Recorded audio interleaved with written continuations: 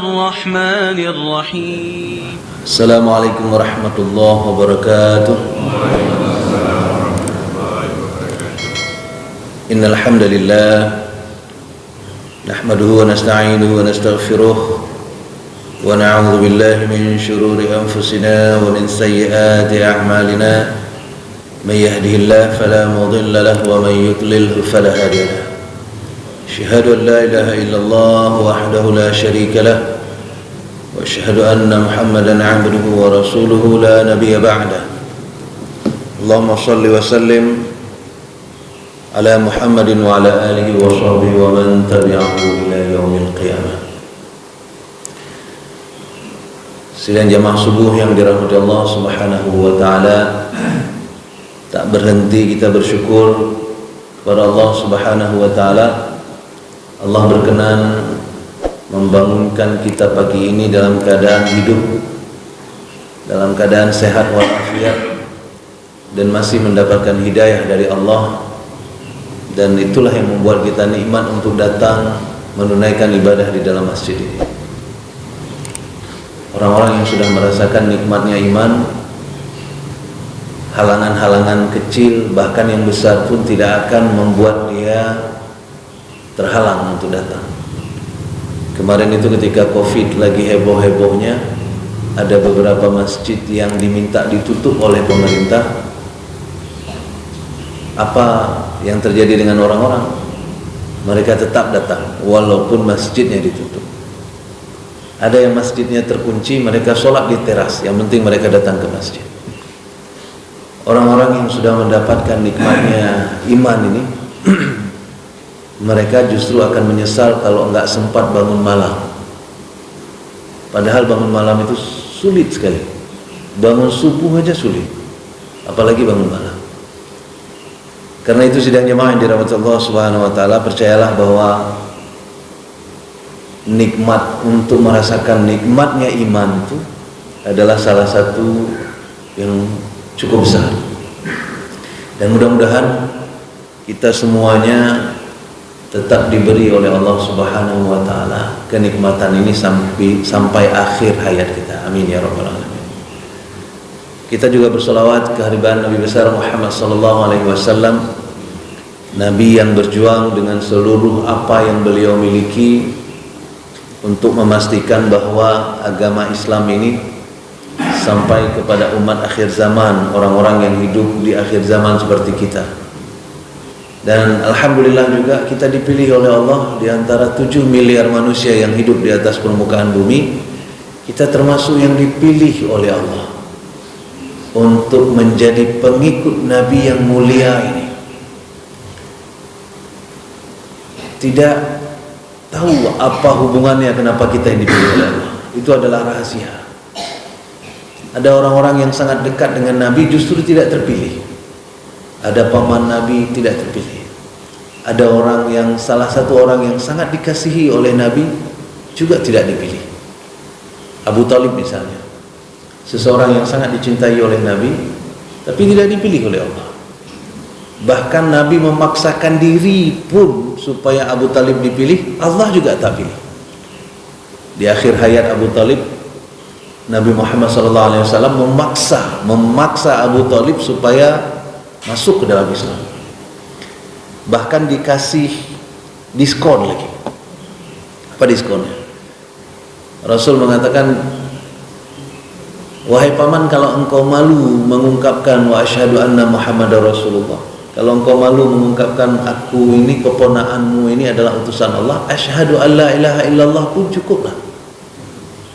Tapi itu pun tidak terucap dari mulut Abu Talib. Dan ketika Abu Talib meninggal, Muhammad SAW justru kena tegur dari Allah Subhanahu wa taala. Dan teguran itu diabadikan oleh Allah di dalam Al-Qur'an surah Al-A'qaf. Bunyinya, innaka la tahdi man ahbabta walakinnallaha yahdi man yasha. Muhammad, engkau Muhammad enggak punya kekuasaan untuk memberi hidayah kepada orang yang engkau cintai sekalipun. Allah lah yang memilih orang-orang untuk diberi hidayah. Makanya sidang jamaah yang dirahmati Allah Subhanahu wa taala, coba disyukuri, kita nikmati, kita ingat-ingat, kita resapi dengan baik. Betapa beruntungnya kita dipilih oleh Allah menjadi pengikut Nabi yang mulia tadi. Ada orang-orang yang sejak lahir dilahirkan dari orang tua yang non muslim. Kasihan sebenarnya. Ada yang sudah non muslim taat pula. Sayang, saya punya banyak teman yang taat sekali tapi dia bukan muslim. Sedih kita lihat. Kenapa? Karena dia berusaha habis-habisan untuk beribadah tapi dia sebenarnya jalannya tersesat. Sayang sekali. Sayang sekali. Makanya ada orang-orang yang begitu menemukan Islam menangis mereka. Ada seorang pendeta yang memasuki Islam ketika berusia 43 tahun. Sudah cukup tua baru masuk Islam. Setelah masuk Islam dia berpidato. Dia mengatakan, demi Allah, aku menghabiskan usiaku 43 tahun untuk mencari agama ini. Berdarah-darah, habis uang sekian banyak hanya untuk mencari agama yang benar ini. Maka ketika aku temukan agama ini, aku tidak akan lepaskan lagi. Kemudian apa kata dia? Aku heran, kata dia. Kalian yang dilahirkan dalam keadaan Islam, kalian tidak perlu menemukan, tapi kalian dipertemukan oleh Allah langsung dengan Islam. Sejak kalian lahir, kalian sia-siakan nikmat ini. Itu kata dia. Itu kata dia. Itu sebabnya sidang jemaah yang dirahmati Allah Subhanahu wa taala, salah satu yang kita syukuri adalah bahwa kita diberi hidayah oleh Allah untuk menikmati Islam ini. Yang di atas KTP Islam banyak, tapi yang menikmati subuh pagi ini nggak ada, nggak sebanyak ini. Ya. Yang punya KTP-nya Islam banyak, tapi yang betul-betul menikmati syariat ini tak banyak. Maka itu sidang jemaah yang dirahmati Allah Subhanahu wa taala. Ini adalah salah satu nikmat yang luar biasa. Kenapa tidak banyak orang yang berada dalam keadaan Islam? Karena Islam itu dianggap terlalu banyak aturan. Dan di antara agama di atas permukaan bumi ini yang dianggap masih terlalu banyak aturan adalah Islam. Sehingga Islam dianggap sebagai penghalang peradaban. Penghalang peradaban, penghalang perekonomian, itu dianggap Islam. Kenapa? Karena misalnya sistem perbankan yang konvensional itu dianggap oleh Islam riba. Kata orang ekonomi, menyohana bank kiban tapudip ekonomi rakyat. Apalagi di Indonesia, salah satu pendapatan tertinggi negara itu didapati dari rokok. Rokok dalam Islam itu, kalaupun ada yang berpendapat tidak haram, tapi makruh. Artinya nggak ngerokok itu dapat pahala terus. Setiap detik kita dapat pahala orang-orang yang tidak merokok. Kalau kita anggap itu makruh, kalau kita anggap itu haram lebih berat lagi. Ya. Sidang jemaah yang dirahmati Allah Subhanahu wa taala, negara-negara seperti Jerman misalnya, salah satu generating revenue, salah satu pendapatan mereka itu dari bir yang mabuk-mabukan. Negara-negara seperti Amerika itu salah satu pendapatan mereka dari hiburan, perfilman dan permusikan. Segala sesuatu yang mereka dapatkan dengan uang banyak itu hampir semuanya itu masuk ke dalam haram atau minimal abu-abu dalam terminologi Islam. Itu sebabnya Islam itu dianggap menghalangi peradaban. Apalagi kalau kita bicara tentang perempuan, karena perempuan terbaik itu dalam Islam adalah hurum maqsuratun fil khiyam, yang tidak banyak keluar rumah, yang berada di dalam rumahnya. Sementara negara-negara maju itu mereka menganut emansipasi wanita, di mana hak wanita dengan laki-laki dianggap harus sama.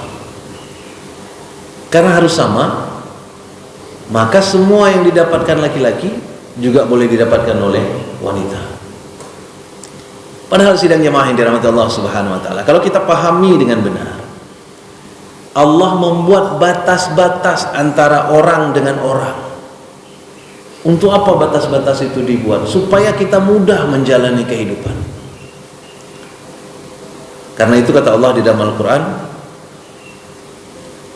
alladzi lahu mulkus samawati wal ard, alladzi lahu mulkus samawati wal ard walam yattakhidh waladan walam yakul lahu syarikun fil mulk wa khalaqa kulla syai' faqaddarahu taqdira. Kita ambil bagian akhirnya, wa khalaqa kulla syai', dan Allah menciptakan segala sesuatu, faqaddarahu taqdira, dan Allah menentukan ukuran batas-batas untuk segala sesuatu itu sehingga tepat seperti apa yang dia butuhkan. Apa contohnya? Cacing misalnya. Ukuran cacing adalah karena ditakdirkan oleh Allah untuk masuk di dalam tanah, untuk hidup di dalam tanah, maka cacing itu tak perlu diberikan mata oleh Allah. Maka cacing itu nggak ada matanya. Kalau cacing diberikan mata justru repot, karena begitu masuk ke dalam tanah matanya masuk debu, terpaksa keluar dulu, bersihin dulu matanya, baru masuk lagi debu, kan kacau. Jadi karena ukuran cacing adalah tanah, di dalam tanah, maka cacing tidak perlu mempunyai mata. Dan fungsi mata itu adalah untuk mendeteksi cahaya. Di dalam tanah nggak ada cahaya. Karena nggak ada cahaya, maka nggak perlu dikasih mata oleh Allah. Sudah diukur oleh Allah sedemikian rupa. Itulah yang dimaksud dengan faqaddarahu taqdira. Allah menentukan ukuran-ukuran persis, sesuai, tepat pada posisinya. Di dalam laut yang paling dalam, Bapak Ibu yang dirahmati Allah Subhanahu wa taala, saya dulu suka menyelam. Cukup lama saya menjadi penyelam. Ada SIM-nya malah. SIM saya dulu SIM B. Jadi ternyata menyelam itu nggak boleh sembarangan. Harus ada surat izin menyelam. Memang di dalam laut nggak ada polisi yang akan periksa SIM, ya kan? Tapi maksudnya itu untuk keselamatan juga. Karena di dalam laut itu nggak ada yang nolong kita. Yang boleh kami nyelam waktu itu adalah sekitar 40 meter di bawah laut. Itu boleh kami nyelam. Di bawah itu lagi tekanan air laut itu sudah lumayan tinggi dan itu bisa memecahkan gendang telinga. Dan kami tidak diizinkan untuk menyelam di bawah itu. Karena saya dulu penyelam, maka laut itu menarik buat saya. Salah satu yang saya pelajari tentang laut itu adalah bahwa kedalaman laut itu ternyata menentukan siapa yang hidup di dalamnya. Dan laut itu dalamnya luar biasa, sampai kilo-kilometer itu dalamnya. Dan di posisi yang kilometer nanti dalamnya laut itu cahaya matahari nggak sampai lagi ke sana. Cahaya matahari nggak sampai lagi ke sana. Yang di tempat kami nyelam, saya pernah menyelam 50 meter. 50 meter di bawah laut itu pernah nyelam. Tapi ketika saya lihat ke atas, matahari masih kelihatan. Ya, jadi matahari masih kelihatan menembus, pandangan kita menembus air, matahari masih kelihatan di atas. Tapi kalau seandainya kita menyelam jauh lagi ke dalam laut, itu sudah gelap, matahari nggak sampai lagi ke sana. Ada makhluk nggak yang tinggal di dalam gelap itu? Ada. Salah satu makhluk yang tinggal di dalam gelap itu, karena dia ditakdirkan oleh Allah ukurannya tinggal di tempat gelap, maka Allah kasih dia lampu. Saya nggak tahu Bapak Ibu pernah lihat nggak ikan yang pakai lampu. Ikan itu ada gagangnya di atas kepalanya, dan di gagang ini ada lampu. Jadi lagi sentel, ya? Lampu, kemana dia pergi lampu itu hidup, ya? Kemana dia pergi lampu itu hidup. Dia di dalam kegelapan dia pakai lampu. Walaupun secara biologi ternyata lampu itu dipakai untuk memancing makhluk hidup yang tersesat ke dalam kegelapan untuk menuju lampu sehingga dia bisa memakan makhluk hidup itu. Intinya yang kita mau bicarakan adalah Allah sudah atur sedemikian rupa, faqaddarahu taqdir, bahwa Allah mengatur ukuran persis seperti yang kita butuhkan semuanya. Siapa saja yang diukur oleh Allah? Kulla syai', segala sesuatu, bukan makhluk hidup saja, termasuk batu, termasuk angin, termasuk udara, termasuk bumi. Ibu bapak bisa ngebayangin nggak bahwa bumi kita ini sebenarnya berputar? Itulah yang membuat kita menikmati siang dan malam. Ini sedang berputar dia, dan sebentar lagi matahari terbit, itu bukti dia berputar. Bumi ini berputar, dan putaran bumi itu, kecepatan putaran bumi itu 900 sampai 1000 km per jam. Bumi berputar. Putarannya itu 900 sampai 1000 km per jam. Kalau ibu-ibu pernah, bapak-bapak pernah naik motor, naik Honda, lari 80 km per jam saja, nggak pakai helm, yang kehangut tuh. Ya. 80 km, apalagi 100. Nah, saya waktu muda dulu suka balap-balap lah ya. Jadi 100 itu sering saya bawa. Dan anak muda itu malu pakai helm. Nah, jadi 100 bawa itu nggak pakai helm. Padahal jujur jauh lebih nikmat pakai helm. Kenapa? Karena angin nggak masuk ke hidung kita. Jadi dengan kecepatan 100 nggak pakai helm itu susah bernapas. Tapi Bapak Ibu yang dirahmati Allah Subhanahu wa taala, dengan bumi yang berputar 800, 900 atau 1000 km per jam ini, adakah di antara kita yang merasa bumi ini sedang berputar? Tidak ada. Kenapa tidak ada? Allah ukur sedemikian rupa. Allah kasih lapisan udara yang disebut atmosfer yang ikut berputar bersama bumi, sehingga kita tidak merasa bahwa bumi ini berputar, karena atmosfer ikut berputar dengan kecepatan sama dengan bumi. Allah atur sedemikian rupa. Bahkan jarak bumi dengan matahari pun Allah atur sedemikian rupa. Sedikit saja jarak bumi mendekat ke matahari, terbakar kita. Sedikit saja menjauh dari matahari, beku kita. Allah atur semuanya, clear, persis, tepat pada posisi, sangat detil. Itulah yang Allah sebut dengan faqaddarahu taqdira. Jadi semua makhluk sidang jemaah yang dirahmati Allah Subhanahu wa taala, semua makhluk itu diberi ukuran oleh Allah, diberi batasan oleh Allah.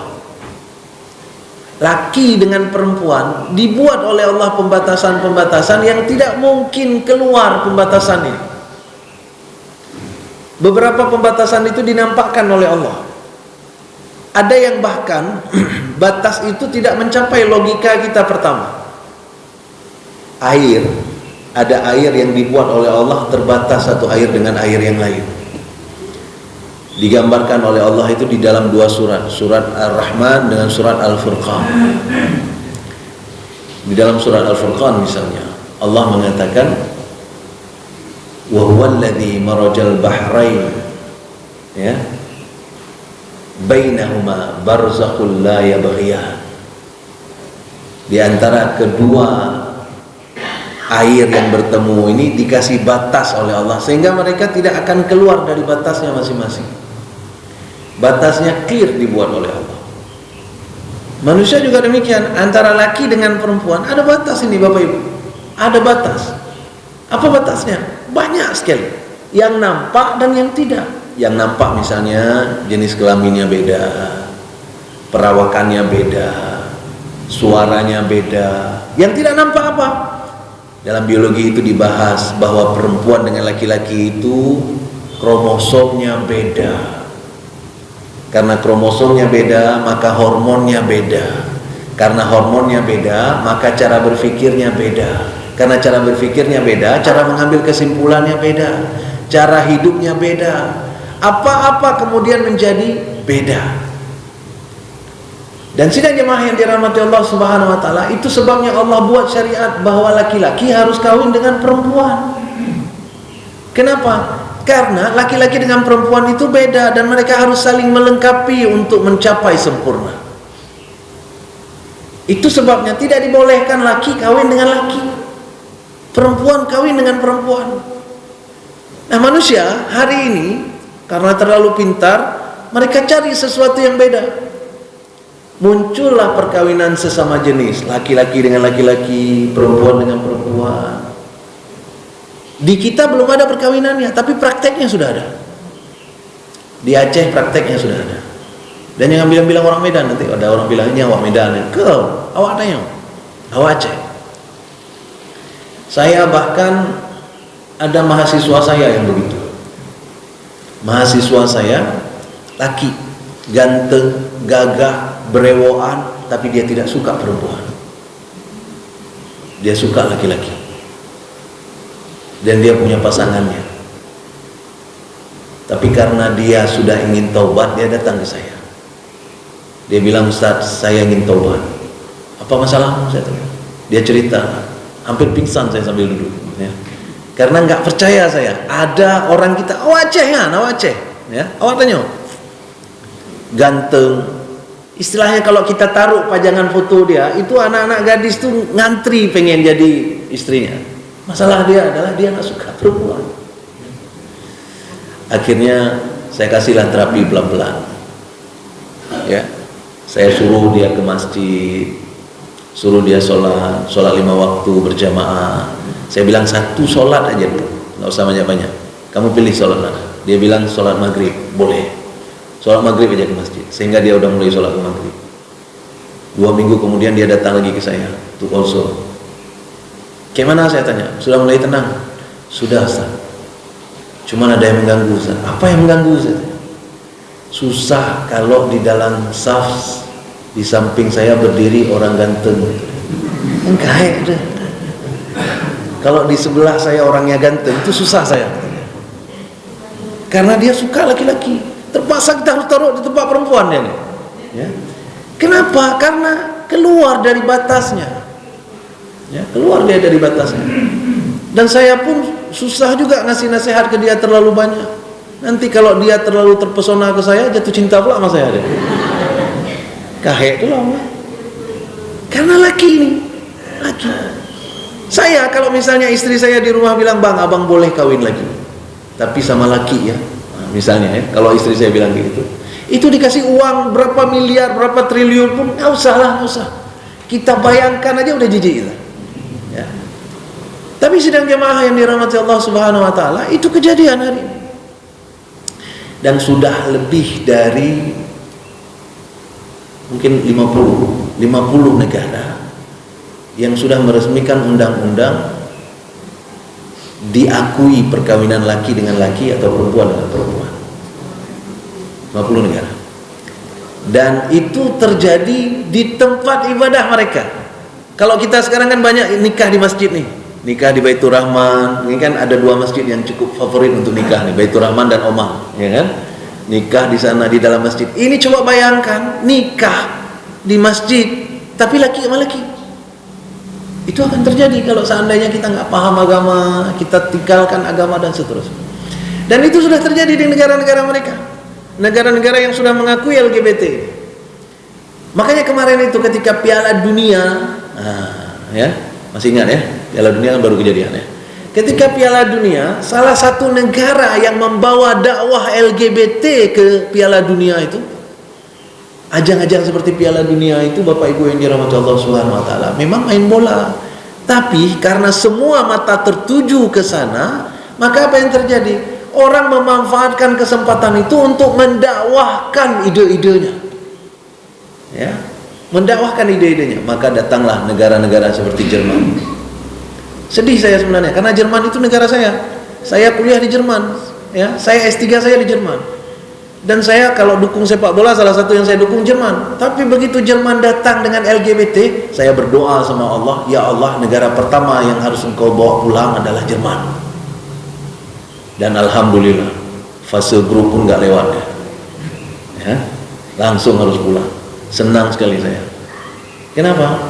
Karena dia membawa dakwahnya. Padahal di dalam pemain Jerman itu ada orang Islam, tapi nggak mampu juga kuat untuk bicara yang lain. Kenapa? Negaranya terlalu kuat untuk bicara politik yang dijadikan dakwahnya tadi LGBT. Di Indonesia, Bapak Ibu yang dirahmati Allah Subhanahu wa taala, orang-orang LGBT ini sudah masuk parlemen. Orang-orang LGBT ini sudah masuk parlemen di Senayan. Dan target mereka adalah sedang menggolkan rancangan undang-undang untuk diakuinya hak asasi manusia laki dengan laki, perempuan dengan perempuan. Dan mereka menularkan itu, makanya udah sampai Aceh. Ya. Di Aceh sudah banyak, yang ketangkap saja ada beberapa.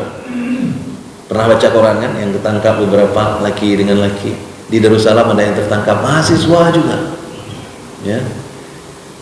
Di USK ada beberapa mahasiswa juga. Ada yang kalau tidak salah, yang salah satu kemarin itu sudah dipecat jadi mahasiswa. Ya. Bukan laki saja, perempuan juga ada di fakultas elit lagi. Ya. Jadi sidang jemaah yang dirahmati Allah Subhanahu wa taala, kenapa ini terjadi? Karena kita tidak paham ukuran-ukuran kita. Padahal laki itu butuhnya perempuan, perempuan itu butuhnya laki. Kenapa? Karena mereka beda. Dan perbedaan itulah yang membuat mereka saling membutuhkan satu sama lainnya. Persis seperti tim sepak bola. Kalau tim sepak bola itu pemainnya kiper semua, maka kalah dia. Jadi seorang kiper dia harus butuh striker, seorang striker harus butuh back. Begitulah kita. Laki harus butuh perempuan, perempuan harus butuh laki. Tak boleh disamakan hidup bersama. Nggak nyambung dia. Karena memang beda sekali laki dengan perempuan. Nah, sidang jemaah yang dirahmati Allah Subhanahu wa taala, ukuran-ukuran itu tak boleh kita lewati sebenarnya. Itulah sebabnya diturunkan oleh Allah agama. Kenapa? Karena ukuran-ukuran yang tidak nampak itu kita tidak akan paham, tidak akan kita tahu, kita tidak akan taat kalau seandainya kita tidak ada yang memberitahukannya. Kalau ukuran-ukuran yang nampak oleh mata kita oke. Apa contoh ukurannya? Pasti hari ini tidak ada di antara kita yang mau mengambil makanan yang sudah jatuh ke tong sampah dan makanan itu diambil dimakan kembali. Pasti nggak ada yang mau. Kenapa? Karena kita sudah sangat mengerti, sudah sangat paham ukuran kita yang tidak mampu untuk mentoleransi kuman yang masuk ke dalam tubuh kita. Ada binatang yang mampu mentoleransi itu. Siapa contohnya? Lalat. Lalat itu disebut dalam hadis. Apa kata hadis tentang lalat? Kalau seandainya ada lalat yang masuk ke dalam gelas minum, maka apa disuruh oleh Rasulullah? Disuruh apa? Disuruh celupkan. Setelah disuruh celupkan, diapain? Dimakan, dibuang. Ya. Setelah dicelupkan, dibuang. Tapi bukan berarti harus nangkap lalat, celup, buang. Nggak usah. Ya. Maksudnya kalau insiden lalat masuk ke air, Nabi ingin bicara tentang mubazir ini, ya, bahwa tidak mesti juga harus masuk lalat ke dalam air. Bukan itu ceritanya. Ceritanya adalah jangan mubazir air yang kau punya. Kalau masuk lalat nggak apa-apa kata Nabi. Celupkan, buang. Kenapa celupkan, buang? Karena di dalam hadis disebutkan lalat punya dua belah sayap, sayap satunya ada racun, sayap satunya ada penawar. Sayap racun dan sayap penawar. Hari ini sudah diteliti oleh ilmuwan, betul. Ternyata sayap yang satu mengandung racun dan sayap yang satu justru mengandung antibiotik. Ya. Sayap yang satunya lagi. Padahal Nabi bilang itu 14 abad yang lalu. Belum ada dokter yang mampu melihat ini dengan baik. Nah, sidang jemaah yang dirahmati Allah, apa yang ingin saya sampaikan? Allah ukur memang sedemikian rupa supaya lalat itu bisa makan dari tempat sampah. Kenapa dia bisa makan di tempat sampah? Karena dia punya penawar pada tubuhnya yang membuat dia tahan terhadap bakteri-bakteri yang hidup di dalam sampah. Makanya tak pernah kita lihat ada lalat yang baru hinggap di tempat sampah, keluar dari tempat sampah muntah-muntah. Nggak pernah kejadian. Nggak pernah kejadian. Kenapa? Karena dia punya penawar. Ya kan? Ular juga demikian.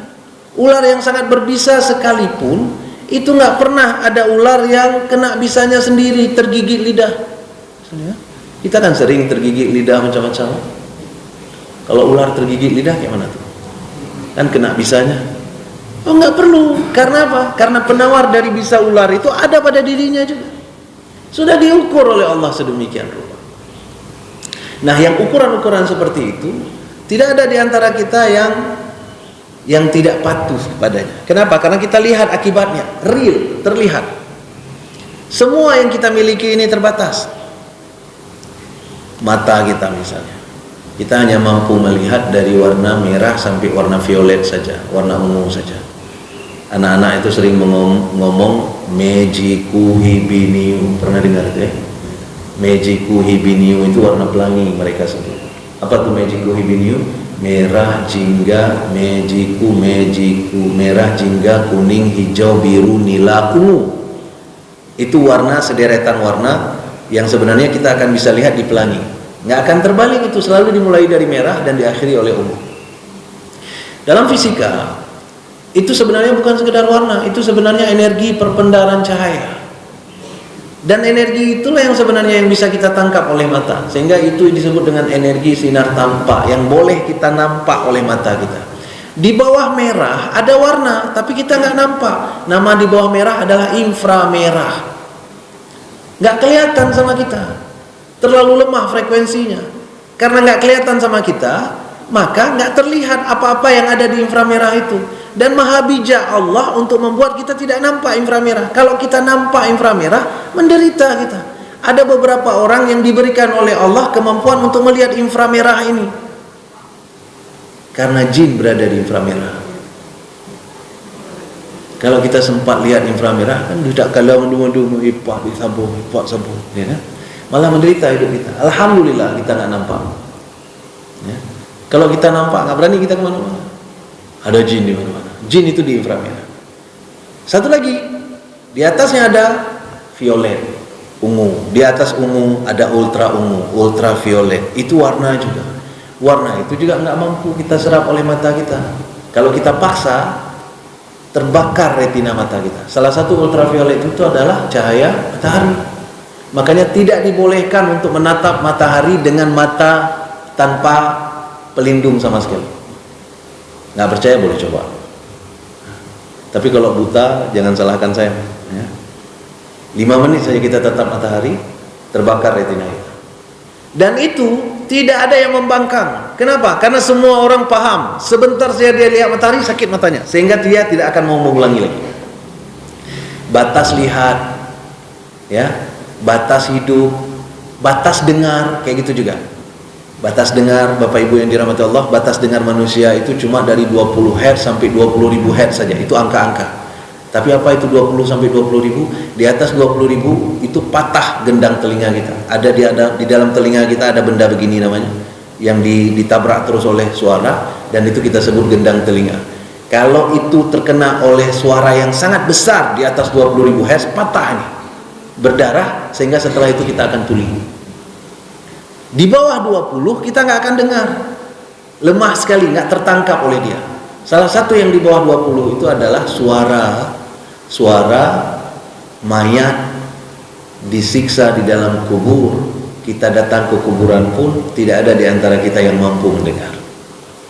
Tapi binatang mampu mendengar itu, sehingga mereka akan bereaksi beda ketika mereka dibawa ke tempat kuburan. Ada sebuah eksperimen yang membawa burung kakak tua. Ada orang memelihara burung kakak tua. Ini viral ini. Kemarin itu beredar di YouTube, beredar di WA, beredar di mana-mana. Dia memelihara burung kakak tua dan mau menuju ke kuburan, takziah ke kuburan, bawa burung kakak tuanya. Sejak di dalam mobil, burung kakak tuanya senang kali, nyanyi terus. Kenapa? Karena dibawa jalan-jalan, nyanyi terus. Tapi begitu sampai ke dekat kuburan, baru parkir mobilnya, burung kakak tuanya langsung diam, langsung melihat kiri kanan seperti ketakutan. Dan ketika dibawa mendekat ke kuburan, burung kakak tuanya tiba-tiba meniru suara teriakan manusia seperti sedang dihukum. Ya, suara teriakan manusia, dan itu diulang-ulang terus-menerus sampai burung kakak tua itu kemudian dibawa pulang lagi di dalam mobil, baru dia tidak bersuara demikian. Burung mampu mendengar karena level ukuran dengar burung beda dengan manusia. Karena manusia tahu bahwa manusia tak mampu mendengar di atas 20.000 Hz tadi, maka ketika dia sadar ada suara-suara yang terlalu keras akan datang, manusia itu akan berusaha melindunginya. Contohnya apa? Ketika kilat besar datang, kita sadar, nyo si atu birayasu, ya. Ini sebentar lagi akan besar sekali suara guntur, ya, surdu. Sehingga kalau kilatnya terlalu besar, apa yang akan kita lakukan? Wah, tutup telinga. Untuk apa? Tidak sanggup kita akan mendengar suara besar sekali. Dan suara besar itu bisa mematahkan gendang telinga. Karena itu sidang jemaah yang dirahmati Allah Subhanahu wa taala, tidak ada yang melewati batas itu. Batas dengar, batas lihat, batas kenyang, tak pernah juga ada yang melewati. Orang begitu kenyang, dikasih makanan seenak apapun lagi nggak mau lagi. Kenapa? Udah kenyang. Karena dia rasa. Tapi batas-batas lain harus dikasih tahu. Bahkan harus dipaksa untuk tahu, dipaksa untuk melakukan. Supaya apa? Supaya kalian mudah untuk menjalankan. Itulah fungsi agama sebenarnya. Makanya dari awal tadi kita sebutkan, kenapa banyak orang yang tidak mau beragama? Karena mereka merasa agama ini terlalu banyak dibatasi, yang membuat mereka tidak nyaman hidupnya. Orang-orang di negara-negara seperti Eropa, Taiwan, Jepang, Cina dan sebagainya, rata-rata di antara mereka tidak punya agama. Ada teman saya yang baru pulang dari Taiwan. Dia semangat sekali ingin mendakwahkan Islam kepada teman-teman dia di Taiwan. Tapi apa kata teman-teman dia di Taiwan itu? Katanya begini, kami kaya, kami hidup senang, kami hidup aman. Untuk apa lagi kami mengadu kepada Tuhan? Kami nggak perlu Tuhan. Kami dapatkan semuanya dengan gampang. Karena itu kami nggak perlu lagi Tuhan. Memang kata Allah di dalam Al-Quran, kalla innal insana la yatgha. Sekali-sekali tidak, kata Allah, bahwa manusia itu akan melewati batasnya. Batas apa? Ukuran yang Allah buat tadi dia akan lewati. Ukuran apa? Ukuran dia sebagai hamba tadi akan lewat. Kalla innal insana la yatgha, ukuran hambanya akan lewat. Kapan itu terjadi? Ar-ra'ahu istaghna, ketika dia merasa sudah hebat, ketika dia merasa sudah gampang dapat, ketika dia sudah merasa kaya, merasa cerdas dan sebagainya. Nah, sidang jemaah yang dirahmati Allah Subhanahu wa taala, sementara di dalam Al-Qur'an apa kata Allah tentang agama ini? Yuridullahu bikumul yusra wa la yuridu bikumul usra, kata Allah. Allah menginginkan kemudahan buat kalian, makanya diturunkan agama, bukan kesulitan. Allah menginginkan kemudahan buat kalian, bukan kesulitan. Tapi kenapa agama ini nampak susah sekali untuk orang-orang? Karena belum paham. Sesuatu yang kita tidak paham, kita tidak bisa menikmatinya dengan benar. Apa saja itu? Bahkan hiburan kalau kita nggak ngerti, nggak bisa kita nikmati. Boleh ajak seseorang yang nggak ngerti bola, ajak nonton bola, nggak ngerti dia. Saya waktu tergila-gilanya dengan bola dulu, itu jam 2 malam, itu waktu mahasiswa tuh. Jam 2 malam itu bangun hanya untuk pergi ke kedai kopi untuk nonton bola. Tapi karena nggak ada kawan, kadang bangunin kawan sebelah, yuk kita nonton bola ke kedai kopi. Dia bangun, tapi dia nggak ngerti bola. Jadi sampai ke kedai kopi, orang lain teriak-teriak karena bola ada sebagainya, dia tidur di atas meja. Tidur di atas meja. Kenapa? Nggak ngerti dia bola. Karena dia tidak ngerti bola, maka yang nikmat buat orang, tak nikmat buat dia. Karena orang nggak ngerti agama, yang nikmat buat orang, nggak nikmat buat dia. Sholat subuh ini nikmat buat kita-kita yang sudah menikmati dan mengerti agama. Tapi orang-orang yang nggak ngerti, berat sholat subuh ini, beban sholat subuh ini. Makanya untuk orang-orang yang sudah sangat mengerti agama ini, sholat itu bukan lagi untuk cari surga atau bebas dari neraka, tapi memang untuk mendapatkan kenikmatannya, atau minimal untuk mensyukuri apa yang Allah berikan pada dia. Siapa contohnya? Rasul Sallallahu Alaihi Wasallam. Rasul Sallallahu Alaihi Wasallam itu sudah dijamin surga oleh Allah Subhanahu Wa Taala, sudah dijamin bebas dari neraka, sudah diampuni dosa-dosanya yang sudah lalu, sudah diampuni bahkan dosa-dosanya yang belum ada. Dosanya belum ada, ampunan sudah ada. Itu Rasul sallallahu alaihi wasallam. Tapi tak ada orang yang sholat tahajudnya seperti Rasul. Bahkan kita yang hadir-hadir, tak ada. Tak ada orang yang sholat tahajudnya seperti Rasul sallallahu alaihi wasallam. Gimana sholat tahajud Rasul? Saya ingat-ingat, kayaknya udah pernah saya cerita di sini. Sholat tahajud Rasul itu, 1 rakaat Rasul sholat itu bacanya apa, Bu? Ya, Al-Baqarah, Ali Imran, An-Nisa. Rakaat pertama Al-Baqarah, Ali Imran, An-Nisa. Bukan dipotong-potong, full dibaca. Itu 1 rakaat. Itu Nabi sholat. Makanya jangan heran di hadis disebutkan Nabi kalau sholat tahajud itu sampai bengkak-bengkak kakinya. Makanya ditanya oleh Aisyah, ya Rasulullah, engkau kan Nabi, sudah dijamin surga, sudah dijamin bebas neraka, ngapain engkau sholat sampai bengkak kaki seperti itu? Kata Nabi SAW, afala akuna abdan syakura, apa aku nggak boleh berterima kasih sama Allah SWT? Jadi itu ungkapan terima kasih Rasul, dan Rasul nikmat dengan itu. Itu sebabnya Rasul melakukan itu.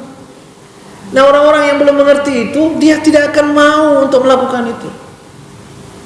Ada kawan saya yang mengetahui sekali nikmat camping di dalam hutan. Suatu ketika saya diajak, ayo kita camping. Dia sudah gambarkan, enak kali Pak Ilham, ini ya. Oke lah, saya pergi ke dalam hutan. Dan waktu kami pergi waktu itu qadarullah hujan. Karena hujan, maka mobil nggak bisa melewati jalan utama. Terpaksa melewati bukit, terjal, jalan kaki berjam-jam menuju ke tengah hutan dalam keadaan hujan, bawa barang, masya Allah. Dalam hati saya, kamu meninggal. Ya.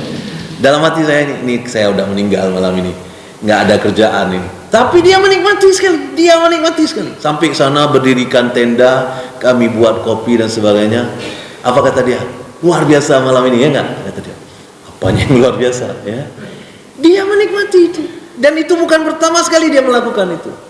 Bagi dia, datang ke tengah hutan, camping tengah malam, itu nikmat. Bagi saya menderita. Kenapa? Saya mungkin enggak paham ilmunya. Karena itu sidang jamaah yang dirahmati Allah Subhanahu wa taala. Kalau ada masih di antara kita yang belum bisa menikmati sholat, belum bisa menikmati puasa, belum bisa menikmati syariat Islam ini dengan sesungguhnya, jangan-jangan ilmu kita masih kurang. Jangan-jangan pengetahuan kita masih nggak cukup untuk memahami apa tujuannya. Nah, itulah sebabnya orang-orang sekarang ini banyak yang tidak mau masuk Islam karena tidak mengerti ini. Kalau mereka paham, maka percayalah sidang jemaah yang dirahmati Allah Subhanahu wa taala, mereka tidak akan pernah keluar dari nikmat yang sudah mereka dapatkan. Sidang jemaah yang dirahmati Allah Subhanahu wa taala, itu sebabnya agama ini dikirimkan kepada satu makhluk yang bernama manusia. Tadi dibacakan oleh imam kita dalam sholat subuh, surat Al-Hasyr bagian akhir. Tadi salah satu ayatnya adalah "Lau anzalna hadzal Qur'an ala jabal", seandainya Al-Quran ini diturunkan kepada gunung, kata Allah, ya, la ra'aitahu khashi'an mutasaddian min khasyatillah, maka kalian akan melihat gunung itu meledak, meletus karena dia takut kepada Allah. Dia nggak akan sanggup untuk membawa Al-Quran ini. Wa tilkal amsalu nadribuha linnas la'allahum yatafakkarun. Ini adalah pemisalan yang Allah buat untuk manusia supaya mereka paham, mereka bisa mengerti kalau mereka memikirkannya. Apa maknanya? Allah ingin kita berpikir bahwa ketika Al-Quran itu dititipkan kepada kita oleh Allah, itu maknanya apa? Kemampuan kita, potensi kita, tubuh kita, perasaan kita, pemikiran kita cocok dengan Al-Quran. Gunung nggak cocok, makanya kalau dipaksa oleh Allah Al-Quran turun ke gunung, langsung meledak dia. Sapi nggak cocok dapat Al-Quran, cacing nggak cocok dapat Al-Quran. Makanya tidak ada ayat yang turun untuk cacing. Kalaupun ada, itu sudah diinstal langsung ke dalam mereka. Mereka tak perlu baca lagi ayat itu. Dan itu sebabnya tidak ada satupun makhluk Allah yang melewati batas-batasnya. Tidak ada. Harimau batasnya adalah makan daging. Maka tidak akan pernah kita lihat harimau makan rumput.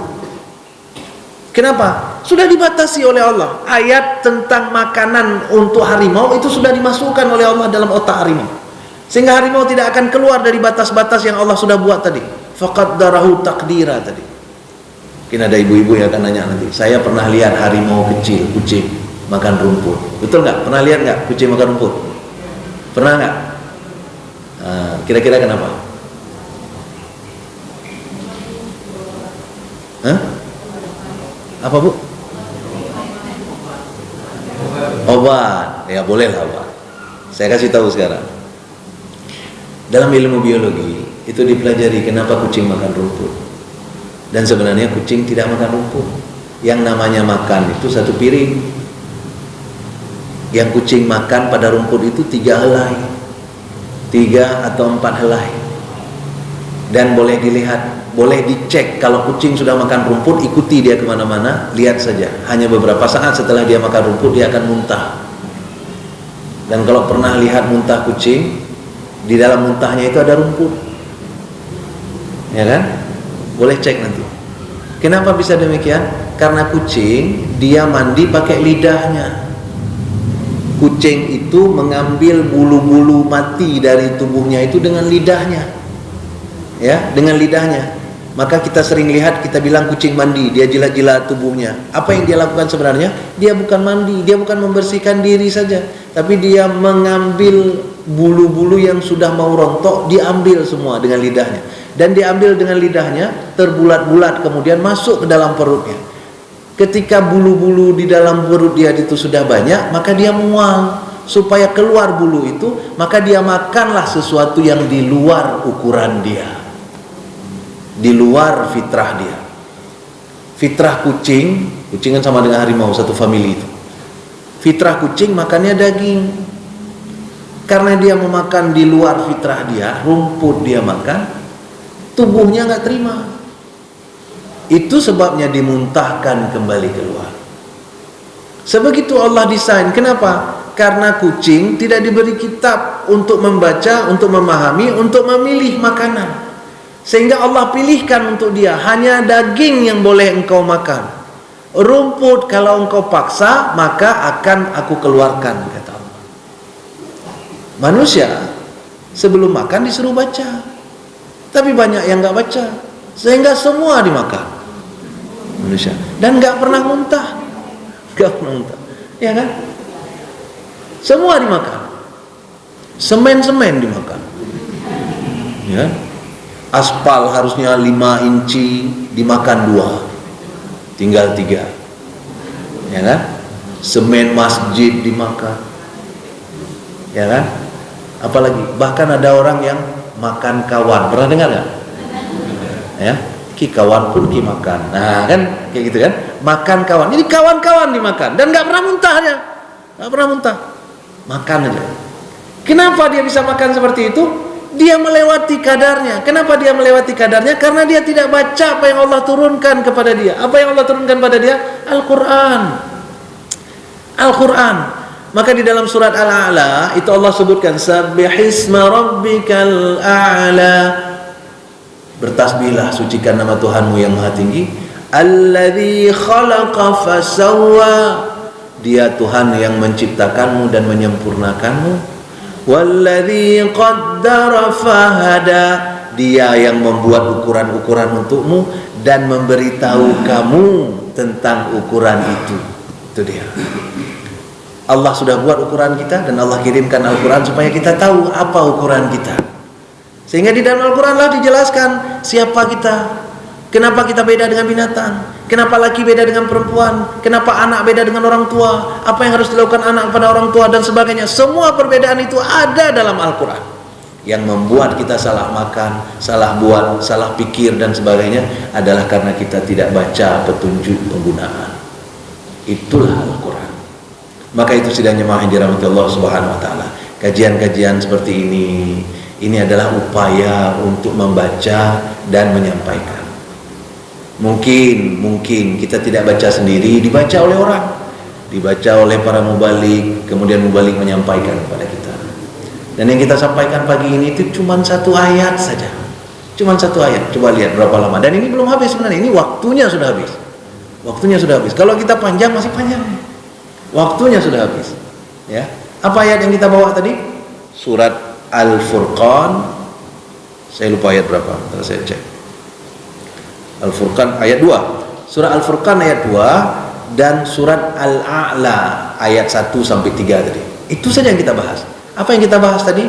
Cuma membahas bahwa semua kita diberi batasan.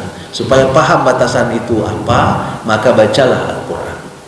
Kenapa? Karena kita dikasih pilihan, mau lewat batas atau mau diam di tempat batasan. Ya. Kata Allah, "Faman syaa'a falyu'min wa man syaa'a falyakfur." Siapa yang mau ikut batasan silakan, siapa yang mau melewati batas silakan. Kata Allah, ya silakan. Tapi nanti akan ditanya. Makanya sidang jamaah yang dirahmati Allah Subhanahu Wa Taala, kita perbanyak membaca Al-Quran, kita perbanyak mempelajarinya. Kalau seandainya sulit kita baca sendiri, maka kita perbanyak hadiri kajian, kita perbanyak hadiri tausiah, ceramah dan sebagainya, yang membuat kita insya Allah semakin paham siapa kita sebenarnya, di mana batas-batas kita, sehingga apa tujuannya? Tujuannya bukan sekedar akhirat, tujuannya juga dunia. Kata Allah tadi apa? Yuridullahu bikumul yusra. Allah ingin supaya kamu mudah hidupnya. Wala yuridu bikumul aus. Bukan supaya susah. Maka itu supaya mudah hidup, itu sebenarnya. Supaya mudah hidup kita. Makanya boleh lihat orang-orang yang taat kepada Allah memang terlihat miskin, memang kadang-kadang terlihat menderita, tapi dia senang hidupnya. Orang-orang yang kaya, berjabatan hebat, memang terlihat hebat, tapi luar biasa beratnya. Ada yang bunuh diri, kemudian ada yang stres, ada yang masuk rumah sakit jiwa, ada yang masuk penjara, macam-macam kejadian. Ya, mudah-mudahan kita semuanya diberi kekuatan oleh Allah, diberi selalu hidayah untuk berada dalam batas-batas yang Allah inginkan, sehingga kita selalu berada dalam keridhaan Allah Subhanahu Wa Taala. Mohon maaf atas segala kekurangan dan kesilapan dalam penyampaian. Subhanakallah wa bihamdika, asyhadu an la ilaha illa anta, astaghfiruka wa atubu ilaik. Assalamualaikum warahmatullahi wabarakatuh.